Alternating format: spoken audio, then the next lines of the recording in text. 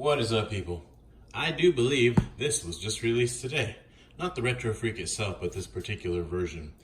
I think that the Retro Freak is one of the more underrated emulation consoles, perhaps the most, considering the price and everything that it can do. As it says here, with the gear converter, which is this thing, you can play 14 different kinds of game cartridges. So that's kind of awesome. And the emulation is okay. You know, it's not perfect, but it's pretty good. And if you're willing to make that sacrifice, you can have one unit that does a whole lot. Doesn't take up a lot of space. I mean, if nothing else, you can use it, one, to sort of test cartridges after you bring them home. And then also, one thing that this does that's a little bit controversial, I guess, but also really cool, is if you put an SD card in there, you can put the cartridge in, it reads it, it recognizes it, tells you what it's called, and then asks if you want to dump the ROM onto your SD card. Another reason that's really good, well, one, because it sort of archives the game, so you don't have to keep putting the cartridge in, but then when the cartridge stops working, you still have the game in here. Also, or in the SD card. Also, if you want to save, well, I think you can do stuff with save data with that, but I don't want to get too into that because I don't really play games that require that very much.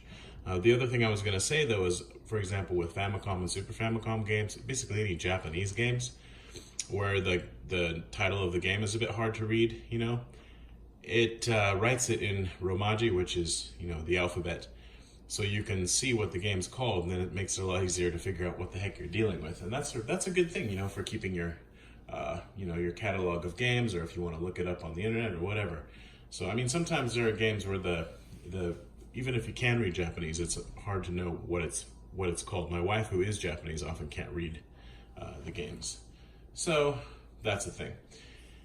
Right, so I'm a big fan of this, and of course it'd be great if the emulation were perfect, but I'm pretty sure it's just kind of Android-based emulation. But I personally haven't had any problems with it, but then I'm not, you know, a super stickler for it. The main thing that bothers me about emulation consoles is if there's any kind of input lag, and I haven't had an issue with that as long as the TV I use has a game mode. Okay, so that was a long intro. The reason I bought this, even though I already have one, is actually the third one I bought. I bought the Famicom design one, which is basically just white with red here, I think. But I ended up sending it back because it didn't work. So I'll have to be sure to test this. This is just an unboxing. But I have the all black one connected in my living room, which makes my wife happy because it's just black and it doesn't look like a game dork lives here. I mean, it still does, but less so. This one I plan to use in my game room next to my kind of more snazzy, kind of, I can't remember English, flashy machines. So like my R2-D2, Xbox 360 and stuff like that. Right, but let's take a look at the box. It's the Mega Drive sort of design. It says here, Retro Freak, MegaBlack, and it comes with the gear converter set. Okay. So it's harkening back to the days of the Mega Drive. This is the white version of the Retro Freak controller adapter, which lets you plug in different controllers from the original consoles. Guess it doesn't come with it. These are the 14 different kinds of cartridges you can plug in there. Look at that. Look at that. Blammo. And there's a list, actually. Now, obviously, some of them are like Super Famicom, Super Nintendo. That's the same thing. So, yeah, anyway. I mean, pretty close. Okay, so that's the box. This says what comes with it. So this does not, I think, include an SD card, and it doesn't come with the, I can't talk, with this thing, with a controller adapter. This is a, also made by Retro Freak, apparently arcade stick that I guess you could use with this as well. And this is kind of showing you how it works. Okay. And then, I don't know if I'll bother opening this, but I bought this extra controller so I could have two because I think these controllers are okay. If I remember right, the D-pads are okay. They don't push all the way down, like all four directions. So for now, I think I'm gonna keep this in the box. But let's open this if I can figure out where that happens. Okay, here we go. La la la. So I still do want to get the, I already can't remember what it's called. What is it? It's like the Analog NT is Nintendo, there's the Super. Anyway, the one the Analog makes for the Mega Drive or for the Genesis, I'd like to get that at some point, but right now, I'm not in a big hurry. So, yeah. Here we go. I like how this controller has blue buttons and gold writing. Let's take it out of the little baggie. So yeah, I mean, I would recommend this. And if you can get this model, or maybe the black one is pretty cool too, for anybody who wants to have like a really convenient machine, like you can set up in your living room that does a whole bunch of stuff. And yes, this is a good, wait a minute. Yeah, it pushes all the way down, but then there's still a nub in the middle. So this is, it's not perfect, but it's not bad. But it's a good looking controller anyway.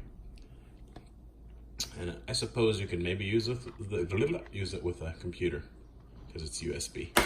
Not sure, don't believe I've ever tried. Don't really care that much because I have better controllers to use with my computer. Okay.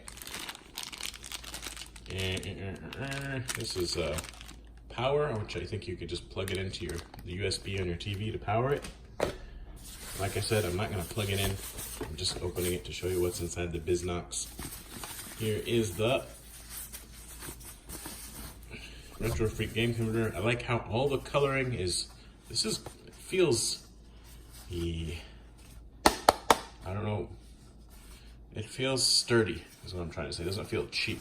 And I like how it's a nice matte finish. So obviously besides the sticker, so you're not gonna get fingerprints all over it. Very good. Another thing that's interesting about the Retro Freak, I guess I could show you more easily explain more easily after I take this out, is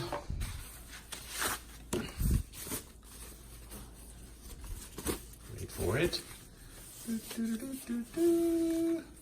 Okay, I like how this is more pronounced, the actual thing, than on the photo on the box.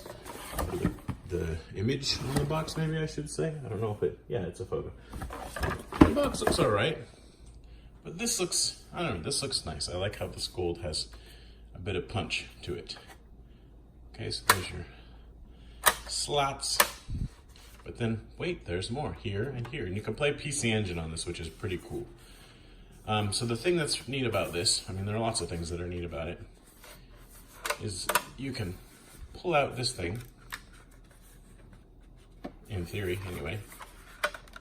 Get out of there. This is where the SD card goes, if you want to save any games, but I believe it works without an SD card. Ow! Ow, that hurts. Don't do that. Ow. So I put my finger over this spot when I was pushing it out, and it kind of stabbed me a little bit. Right, so you don't actually need this. I mean, you do have to play cartridges, but this is basically just a pass-through for cartridges. This is the console itself, which is, I believe, like I said, kind of an Android thing. And it's, like I said, it's got this SD here. Here's the HDMI to plug in the TV, which obviously didn't come in the box. But I have my other Retro Freak, right? I have the same thing plugged into that, and I can unplug that from the other Retro Freak and plug it into this one, and blammo, I have access to all the same games. Or not plug it in at all and just play it like this without, cartridge support. So all the games, because whenever it asks me, do you want to dump the ROM? I'm like, yeah, of course I want to dump the ROM. Are you crazy? So it's great. I've got a few hundred games on there, and I made a rule, because you can add ROMs that you don't actually own, but I made a rule that I only dump ROMs onto this console that I actually have, like from real cartridges, just because it's kind of a way for me to know, oh, I own that game, it's somewhere. So yeah, so here's your power button, and I think you have to hold it for like 3 or 4 seconds to turn on, if I remember right. Anyway, very cool. I'm a fan of this. I recommend it. I don't, however, remember how much I paid for it, but I'll put something right here on the screen.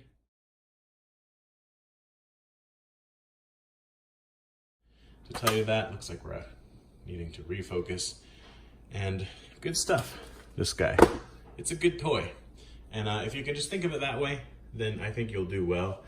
This is, like I said, if you want to have like a really serious emulation device, then this is not necessarily what you want. But if you want something that dots a lot of I's and crosses a lot of T's, and just basically has good pronunciation in general, and pretty good grammar too, or not, it's really good. And it does some things that I'm not sure any of the other ones can do. Like, for example, the PC Engine games, you know, I showed the list of all the stuff that it plays. But also the fact that you can plug in the cartridge and it's like, yep, this is what you just plugged in. That can be really, really helpful, especially if you collect import games. So that's all I think that I want to say. I would recommend, if you buy one of these, try to find the black, come on, box. Here we go. The black, controller adapter, because that's worth having so you can play with original controllers. Because like I said, this controller, wherever it is, this controller is not bad, and it's got the nice matching aesthetic. It is wired, which means, you know, you don't have to deal with stupid wireless nonsense. But if you want to play, which I have done this, I've used the 8-bit DOE controllers before with this, and I think probably you can use them plugged in with these USB slots or plugged into the original game and original controller ports with this thing that I'm trying to talk about. Get the black one if you can, you know, keep the aesthetic going. And on Amazon Japan also there is, I mean, if you really want to go all out, there's a, I'll try to remember to put an image here.